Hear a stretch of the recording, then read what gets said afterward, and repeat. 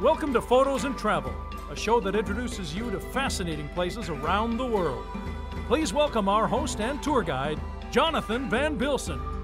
Hello, and welcome to this episode of photosNtravel, where we bring the world to your doorstep. Today we're going to visit the Transylvania region of Romania. Transylvania is a district bordered by the Carpathian Mountains and is bathed in fiction, largely because of Bram Stoker's Dracula, which is set within this area. Join us after these messages, and perhaps we'll find the truth behind the vampires. We begin today's program in the large city of Brașov, located on the southern border of Transylvania. The region of Transylvania is known for its beautiful Carpathian landscape and its rich history, which dates all the way back to the Roman Empire. The name Transylvania means beyond the forest and refers to valleys of fertile soil spanning more than 100,000 kilometers with nearly 7 million inhabitants. I flew into Bucharest, Romania's capital, where I met my guide David. We immediately drove to Transylvania and the picturesque city of Brașov, nestled in the Carpathian Mountains. The oldest traces of human activity in Brașov dates back to about 9500 BCE.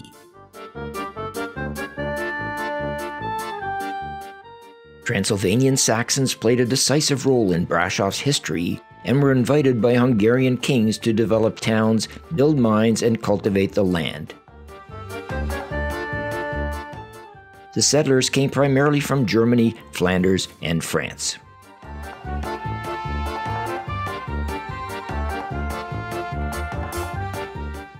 With a current population of 300,000, modern Brașov has retained its historic element, making it a great tourist stopover. I was fortunate to visit the Black Church built by the German community of the city. It is the main Gothic-style monument in the country, as well as being the largest Lutheran place of worship.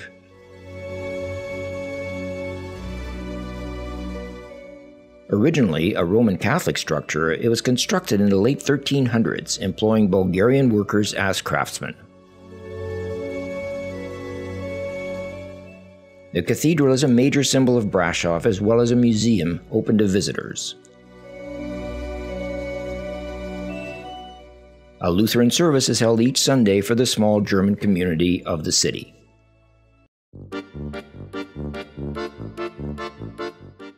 From this local schoolyard, a beautiful panorama of the city is visible.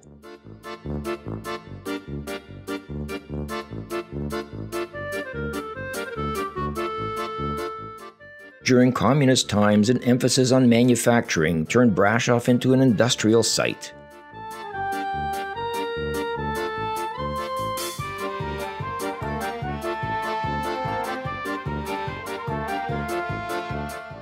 Today, many outdoor cafes and restaurants make for a wonderful experience, especially in summer and fall.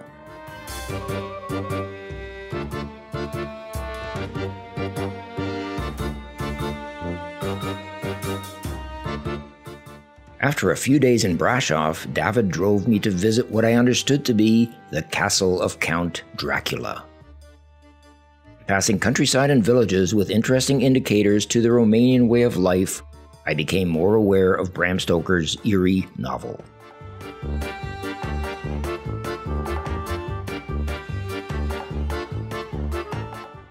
Brand Castle is situated very close to Brașov, and outside of Romania is commonly known as Dracula's Castle.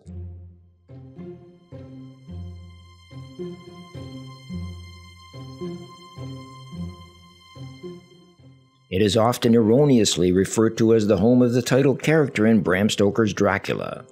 There is no evidence that Stoker knew anything about this castle, which has very little association with Vlad the Impaler, the loosely based inspiration for Dracula.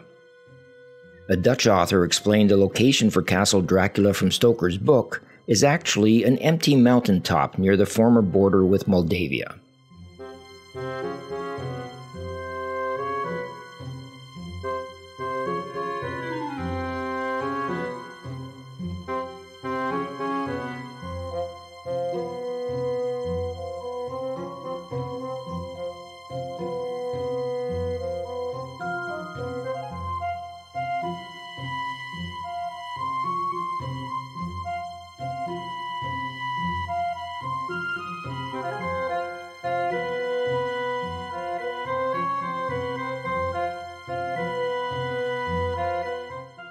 The settlement of Bran began to develop nearby, and in the mid-1400s, the castle was used in defense against the Ottoman Empire.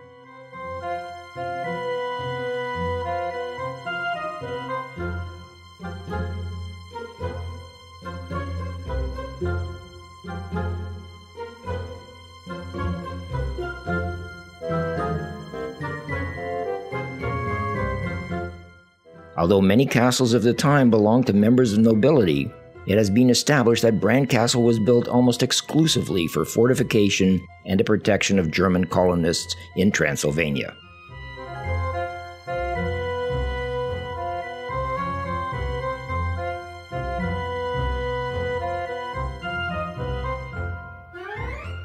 I left Bran Castle, garlic and wooden cross in hand, and headed north, stopping at the Red Lake.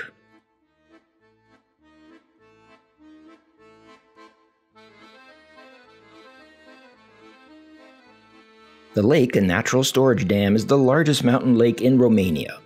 Its name comes from the reddish iron oxides deposited by the Red Creek. During communist times, this area was a compulsory tourist destination for anyone wishing to spend their vacation in the mountains. The area is well known for tourism, offering unique food experiences. David continued my tour along the countryside, heading to Bukovina in the north of Romania.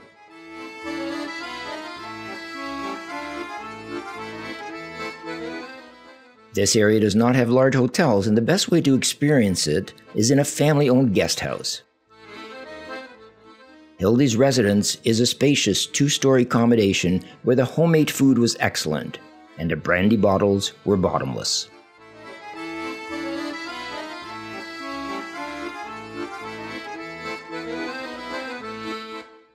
Bukovina is an historical region located on the northern slopes of the Carpathian Mountains, divided between Romania and the Ukraine.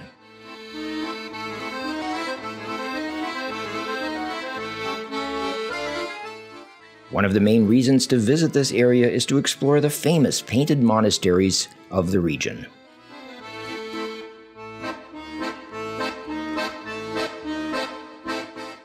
My first visit was to a medieval monastery in the village of Voronet.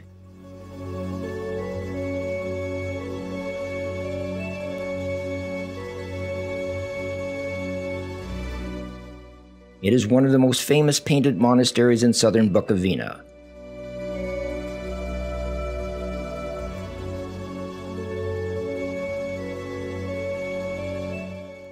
The monastery was constructed by Stephen the Great in 1488 over a record time period of only 4 months to commemorate a battle victory.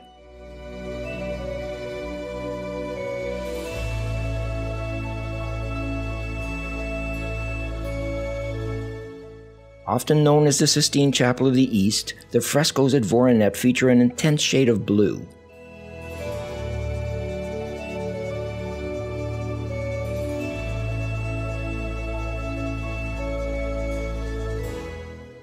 Legend tells us that Stephen the Great, after a victory against the Ottoman Turks, built this monastery dedicated to St. George.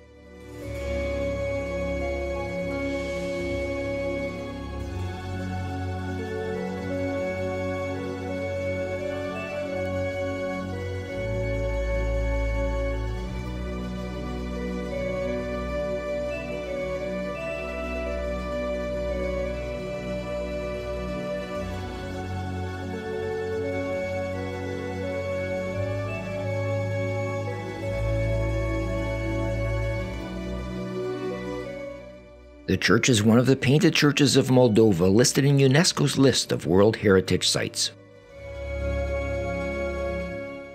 Everywhere I went, I was surrounded by local people, primarily farmers, living and working in century-old traditions.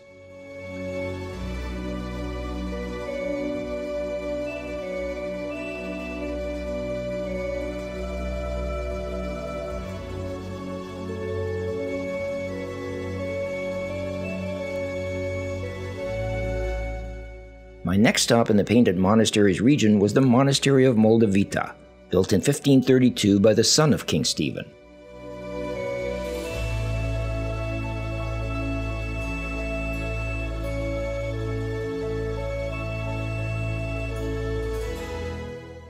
Stephen the Great, King of Moldova, fought 36 battles against the Ottoman Empire, winning 34 of them. He was extremely religious and built churches after many victories, including the Moldavita Monastery.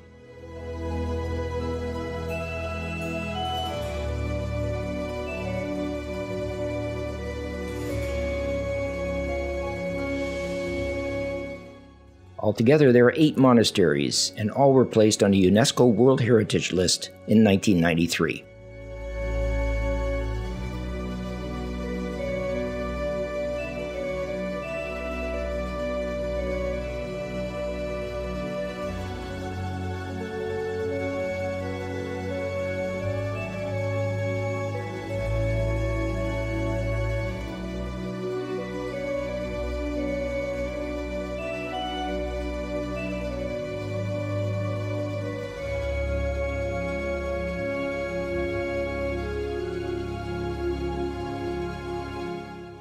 My trek continued to our third and final monastery, built in 1585.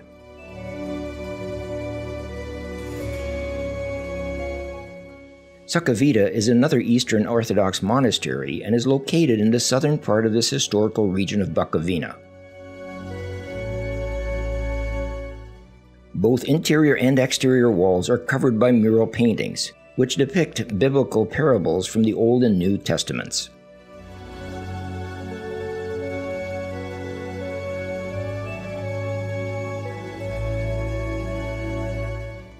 Our next visit was to Arbora, best known for its church dedicated to St. John the Baptist.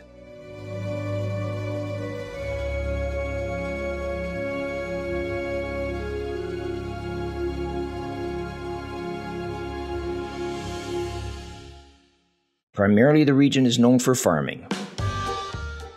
Interestingly, rainwater is gathered in barrels and funneled into vats which feed the houses.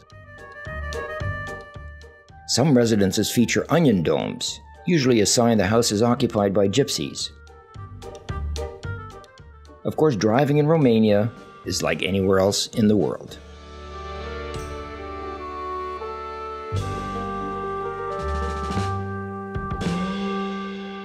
This area is the setting for Bram Stoker's novel Dracula. There was never a castle, but today a hotel stands on the alleged location described in the novel. Stoker never set foot in Romania, and his detailed narratives were as a result of interviews he conducted. Guests can get their passport stamped with an official Transylvanian seal.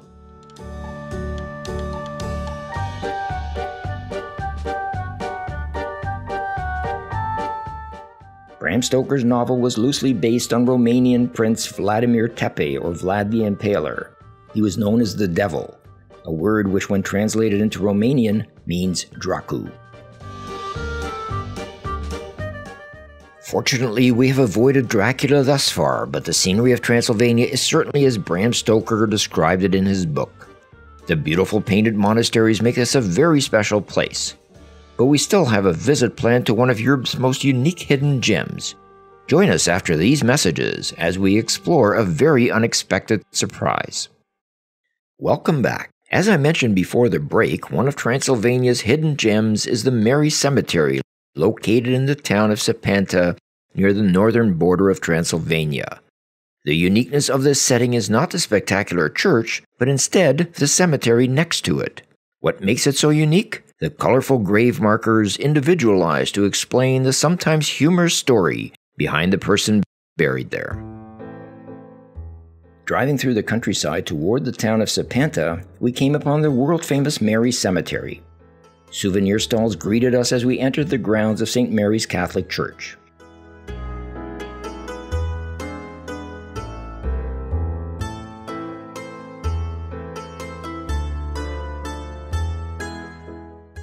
When someone dies, their memory generally enters a kind of idealized state in the minds of those who love them. Their flaws are usually forgiven and forgotten, and the way in which they passed, especially if it was unpleasant, often goes unspoken. Only the sweet stories about the person are retold. On their tombstone, generalized niceties are written, often reduced to as little as "rest in peace."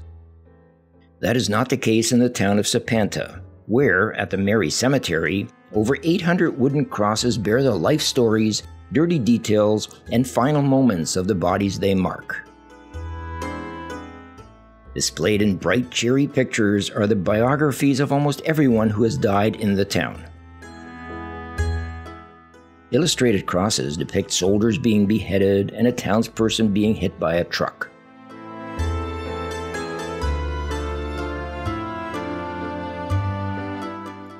The epigraphs reveal a surprising level of truth. Underneath this heavy cross lies my poor mother-in-law.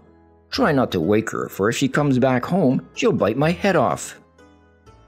The creator of the headstones was Stan Patras, who at the age of 14 had already begun carving crosses for the local cemetery. By 1935, he was carving clever or ironic poems about the deceased, as well as painting the crosses with the deceased's image, often including the way in which the individual died. Colors are important in the creation of the headstones. Green represents life, red is for passion, black for death, and so on. The colors were always set against a deep blue, which Patras believed represented hope, freedom, and the sky. Sapanta is a small town with few secrets, and often the nasty details of the deceased make it onto the crosses. One reads, "Toadero loved horses." Another thing he loved was to sit at a table in the bar next to someone else's wife.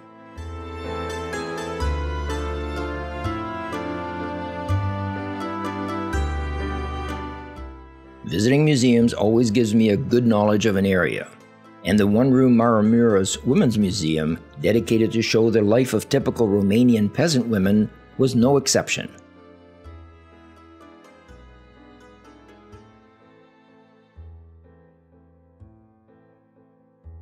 A tree of pots indicates the status of the occupants of a house. If the top pot is red, it means a young woman available and ready to be courted lives there. A simple form of advertising, but no doubt very effective. Men would dress in their Sunday best to visit the house of a potential wife.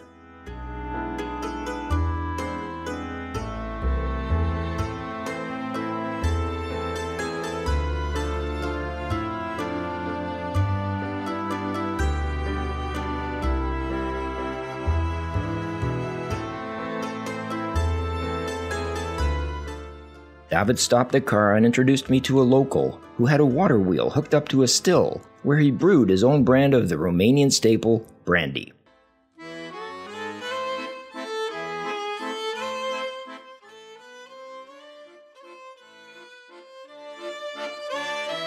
He serenaded us with his musical talents.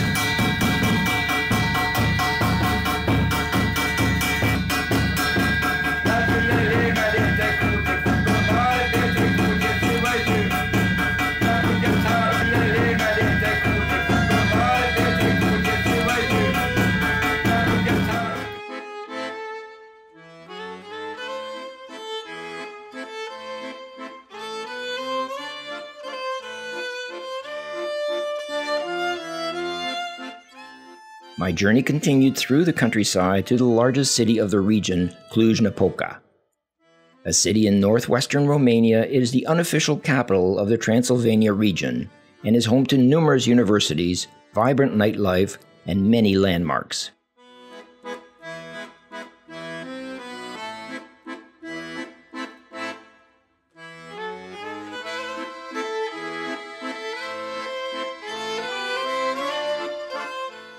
This city in the western region of Transylvania traces its origins back to the 2nd century BCE. The Romans renamed the city Napoca to signify its prosperity.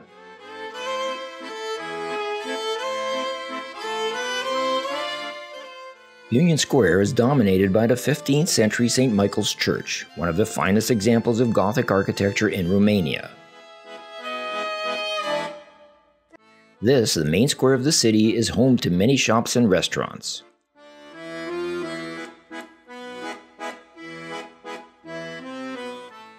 Flanking the church on the south side is a 1902 equestrian statue of the 15th century ruler Matei Corvin. The square is constantly frequented by locals and tourists alike.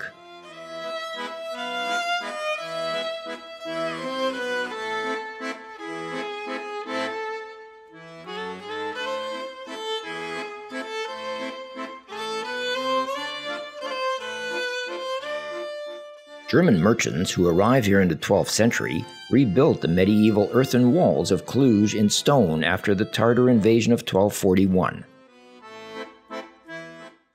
Known as Klausenburg to the Germans, Cluj became Cluj-Napoca in the 1970s when the communist regime added the name of the old Roman settlement to emphasize its origin. With one of the most vibrant economies in the country and a population of around 330,000, Cluj is today a pulsating cultural and educational city. The 6 state and several private universities located here also make Cluj-Napoca the city with the largest percentage of student population in Romania. While visiting Cluj-Napoca, I stayed at the Hotel Grand Napoca, a fairly nice albeit older hotel built during the communist times.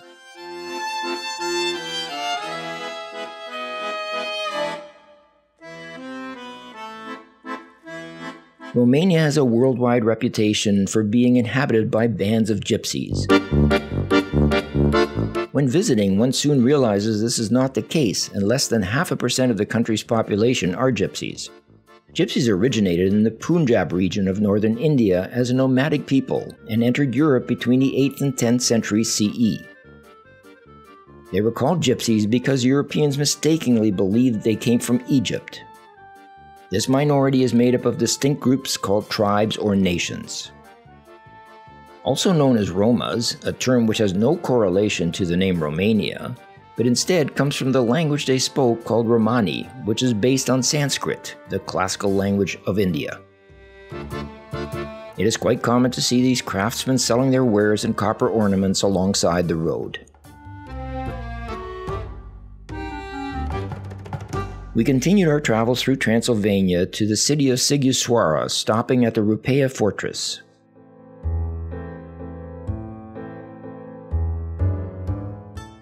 The citadel is one of the oldest archaeological sites in Romania, and a first sign of human settlements dating back about 7,500 years. In 1324, the Saxons revolted against Hungary and took refuge inside the citadel.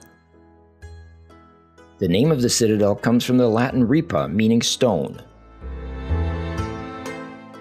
During the 14th century, it had a key strategic role, being the main linking point between Transylvania, Moldavia, and Wallachia. In the 1990s, Rupeia Citadel was in ruins. Local authorities decided to seek European Union funds for the rehabilitation of the citadel and invested 32 million lei or $10 million into restoring the historical monument. As a photographer, I was excited to visit the old town of Sighisoara. With a population of 30,000, it is a popular tourist destination.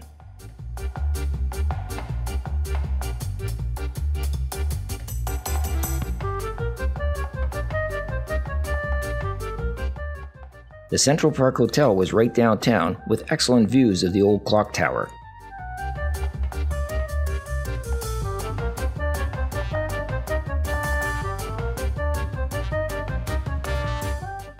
After a tasty lunch, David took me into the old city, which dates back to 1191. The picturesque town of Sighisoara is a photographer's paradise. Narrow, winding cobblestone streets are framed by bright, colorful houses. The clock tower, with its 64 meters or 200 feet of height, is visible from almost every corner of the city. The church on the hill is the most important monument of religious architecture in Sighisoara and is one of the great churches of Transylvania. Inside is the only ancient crypt in Transylvania. It has been desecrated several times as thieves believed they would find valuables in the tomb.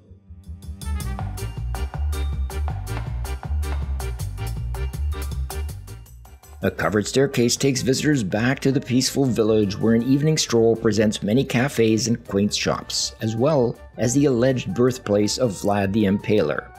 Or perhaps it was Count Dracula, after all.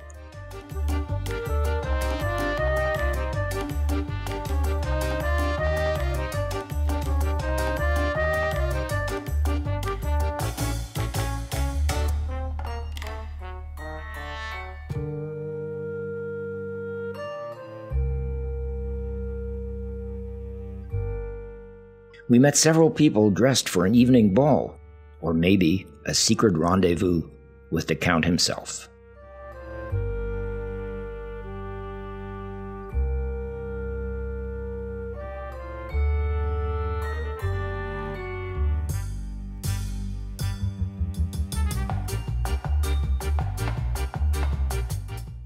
Sighisoara is used by many newlyweds as a site to have their photos taken. The picturesque locale, friendliness of the people, and colorful houses make for a very charming visit.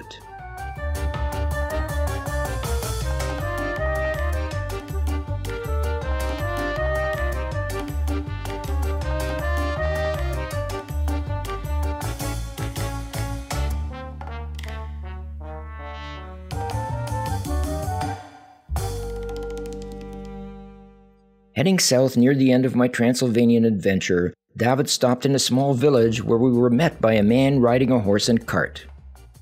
He offered us a lift, and we spent the next hour riding through his village, admiring all the sights.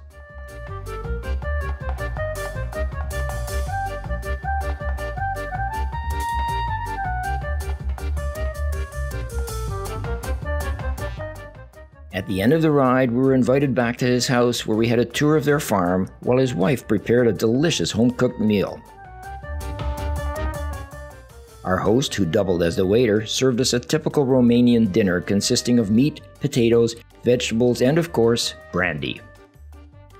After my tummy was full, I said goodbye to our hosts, and I continued my trek through the Carpathian Mountains, preparing to leave this beautiful part of the world. And that is a picturesque adventure through the Carpathian Mountains and the Romanian region of Transylvania. I'm glad we did not encounter Count Dracula, and instead saw one of the most beautiful vistas on Earth. For Photos and Travel, I'm Jonathan Van Bilsen. It's been my pleasure to be your tour guide today, and I look forward to seeing you next time. If you liked this program, please click the subscribe button, and you'll never miss an episode.